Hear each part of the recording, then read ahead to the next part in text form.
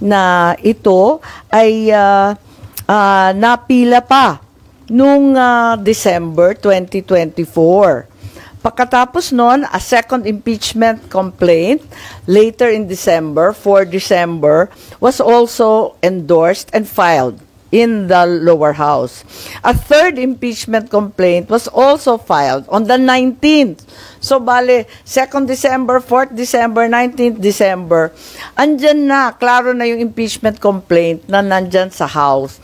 Tapos, alam naman natin yung background niyan, October 2023, marami nang nagbababala na sila ay magpapadala ng impeachment complaint. Para sa akin, dahil dito, maliwanag na hindi nila ipinadala sa amin dito sa house kaagad-agad. Bakit? Ang tanong ko.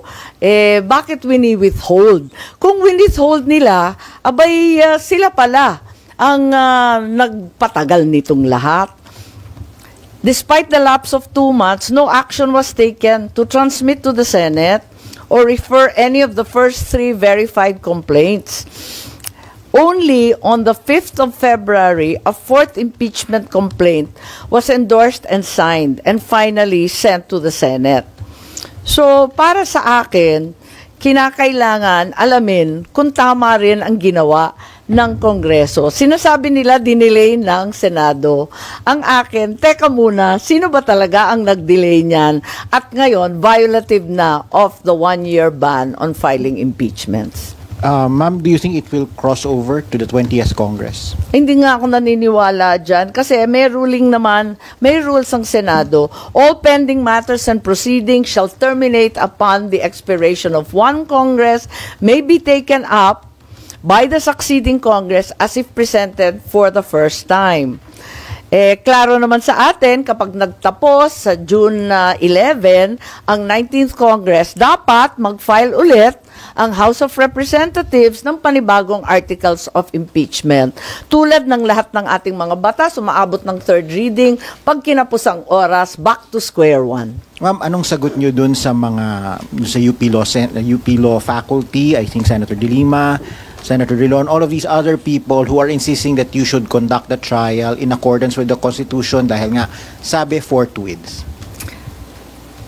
Palagay ko, mas importante sa iisang salita na forthwith, ang malawakang kapangyarihan na binibigay ng ating saligang batas sa Senado.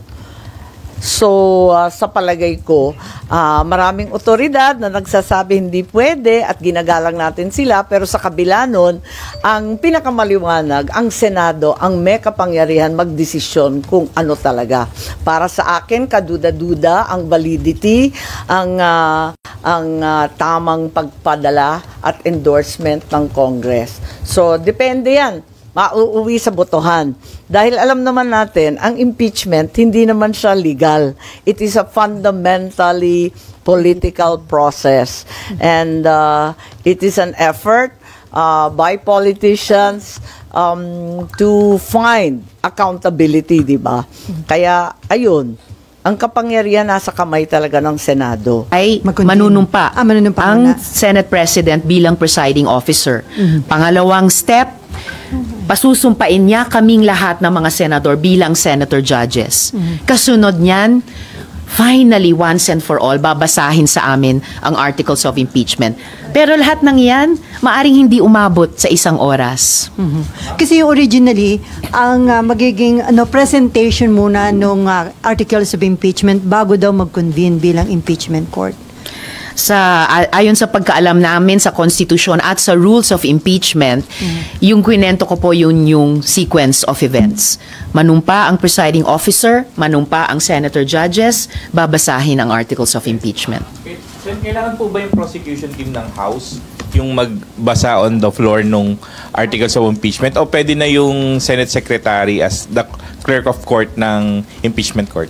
Ang naging practice ay yung House prosecutors ang nagpe-present ng articles of impeachment. Pero kung base lang sa Senate rules of impeachment, maaring simpleng opisyal dito o assigned person sa loob ng Senado ang magbasa ng mga ito sa amin bilang senator judges once convened na kami as impeachment trial court. Pero ma'am, confident kayo na kapag nag-motion, makakakuha kayo ng enough votes para suportahan ng mga senador?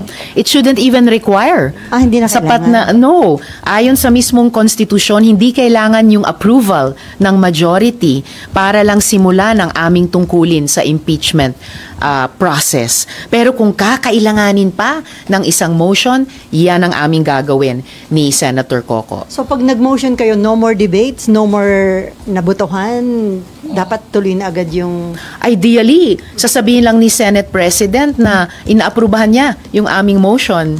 Kasi even that, hindi na sana kakailanganin kung lamang sinunod namin ang konstitusyon na upon receipt of the articles of impeachment transmitted by the House, forthwith, ituloy na namin ngayong linggo ang Senate impeachment trial. Bakit ngayon po, bakit hindi po yung June 2 nung pagka-resume nyo, iniraise nyo na po agad yung issue na to na dapat mag-convene? Dahil batay sa konstitusyon at batay sa naging practice kahit nung nakaraang mga impeachment trials, hindi na kinailangan ng kumbaga lesser mortal tulad ng isang motion sa floor para lang gawin ang pinakamataas na utos at obligasyon na nanduroon na sa konstitusyon. But since we are here now, kumbaga last 3 days na lamang, down to the wire tayo, sige, kahit yung extraordinary motion ng pagmo-motion pa sa floor, gagawin namin. Kahit ideally, kung ginagawa lang ng Senado ang aming talagang tungkulin, ayon sa konstitusyon, dapat sana hindi na kailangan ito. But what prompted you po na gawin to, mamaya? Dahil huling 3 araw na po natin sa 19th Congress, kailangan, kung hindi man nung February 5, kung hindi man nung June 2, ngayong June 9 onwards to 11, simulan na po namin ang impeachment trial. Kasi ilang beses sinasabi ni SP Cheese na very powerful ang plenary. So parang laging decision ng plenary ang masusunod. Very powerful ang plenary sa aming legislative functions. Most powerful, above all, above the Senate, above the House, above the Supreme Court, even above the President, most powerful ay ang konstitusyon. At sinasabi sa konstitusyon, hiwalay ang aming legislative functions kung saan most powerful kami bilang Senado sa non-legislative functions. Magkahiwalay yung dalawang iyon. At sa non-legislative function ng impeachment trial, wala nang ibang kailangan magsalita kundi ang konstitusyon mismo kung amin lamang pakinggan at sundin. Ma'am? Sir, wala kayong pressure na nararamdaman considering yung open letter sa inyo ng UP Law School, De La Salle, San Sebastian, na lahat ho nananawagan sa inyo na immediately action na itong impeachment case? Nasan sila nung hindi naman ginawa yan ng Senado noon? 3 impeachment complaints lamang ang nakarating sa Senado. Una, yung kay dating Chief Justice Corona. Hindi, kay dating Pangulong Estrada. Sumunod yung kay dating Chief Justice Corona, tapos yung kay dating Ombudsman Gutierrez. 3 lamang. Walang ibang impeachment na nakarating pa sa Senado. Sa kaso ni dating Pangulong Estrada, pinagpaliban ng prosecutors yon, iniwan yung impeachment at functus officio, dinismiss ng Senado yon bagaman hindi tapos. Yung kaso ni Chief Justice Corona, pinagpasyahan ng Senado. Yung kaso ni Ombudsman Gutierrez ay dinismiss ng Senado bago pa mag-trial dahil nagbitiw siya. Sa 3 kasong yon, nag-trial ang Kongreso matapos ang recess nilang nakaschedule. Walang pinagkaiba. Final yung impeachment complaint, ilang araw bago mag-recess ang Senado. Nag-recess ang Senado, nag-trial pagka-recess. Wala naman tayong narinig na reklamo nun mula sa iba't ibang grupo. Pabor siguro sila o kontra siguro sila sa impeachment nun, hindi ko alam. Pero sa kasong ito, yun din ang ginawa ng Senado. Final sa huling araw, yung ibang impeachment nga ay 1 linggo pa bago nag-adjourn, hindi naman nag-trial ang Senado. Ito, final sa huling araw, ilang oras bago. Kaya sinabi ko, magko-convene ng Senado pag-resume namin. At sinabi ko rin, ang magagawa lamang namin ay pag-issue ng summons dahil nga, kulang na yung panahon at matatapos ang authorization, kapangyarihan ng mga prosecutors pagdating ng June 30 dahil hindi continuing body ang Kamara. So hindi kayo magpapapressure, sir, kahit meron din mga rally? And then, Sinabi ko na yan din nung simula. Sinumang pabor sa impeachment o kontra sa impeachment, sinumang pabor kay VP Sara o kontra sa kanya, hindi ko papakinggan. Gagawin ko kung anong tama, nararapat at ayon sa konstitusyon at batas, ayon sa aming tingin. Kung ano ang tama. Hindi porkit pabor sila sa impeachment at ayaw nila kay VP Sara at gusto nilang matanggal si VP Sara, mamadali na namin at susundin namin sila. Sa kabilang banda, yung mga ayaw naman, hindi rin naman namin papatagalin ang proseso. Susundan namin yung proseso, sino man ang mapaboran, sino man ang matamaan, sino man ang masaktan, sino man ang mabenepisyohan nung proseso yon na ginawa at sinundan kahit ng mga naunang impeachment. pero ang kanilang paniwagan, i-fulfill ninyo yung constitutional duty pagdating sa impeachment. Ang gusto nila, madaliin namin yung aming constitutional duty. Gagampanan namin yun, pero hindi sa oras na gusto nila porkit nagmamadali sila.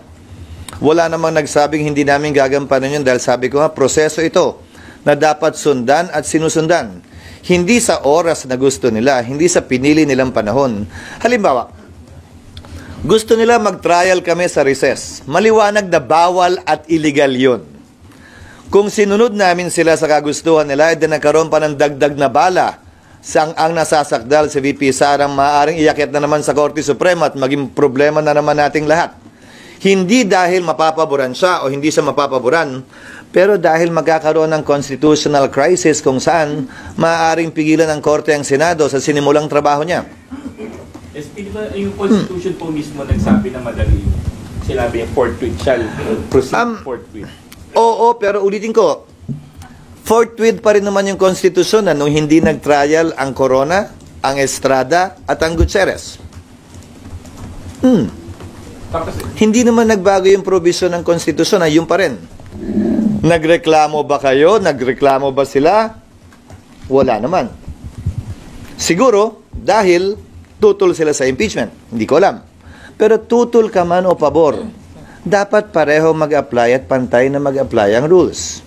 Ngayon, kung sasabihin mo rin yan, pues anong posisyon at lugar ng Kamara, ulitin ko. Sila hindi nila sinunod, hindi yung salitang forthwith, kundi yung salitang immediately. Ang sasagutin mo sa akin sila yun, tapos na yun Hindi ganun yun. Tama kung tama ang proseso, mali kung mali ang proseso, merong pinagdaan ng proseso sa Kamara, meron din pagdadaan ng proseso ang Senado. Kung sila, inupuan nyo ng matagal, base sa kanilang diskresyon, wala naman silang narinig sa amin, ganon din siguro dapat sila pagdating sa kapangyarihan at prerogative ng Senado sa ngayon. So, SP, para sa inyo, walang undue delay na nangyayari? Ang pwede lamang makapagsabing may ginawang mali ang Senado kung sakasakali, kaugnay ng legal na bagay ay Korte Suprema. Ang pwede lamang makapagsabi na tama o mali ang sinuman sa panahong ito ay kasaysayan. Hindi naman ito paramihan lamang ng opinyon. Ang final arbiter ng lahat ng legal na katanungan ay ang Korte Suprema kung sakasakali. At hanggang sa ngayon, nakabinbin pa ang kaso sa Korte Suprema, yung mandamos in particular na inuutusan sana kami na mag-trial na agad maski na bakasyon kami. So sir, on June 11, ina-assure nyo na mangyayari yung pag-convene nyo as impeachment court? Yon ang nakalagay sa schedule namin. Yon ang binabalak kong gawin.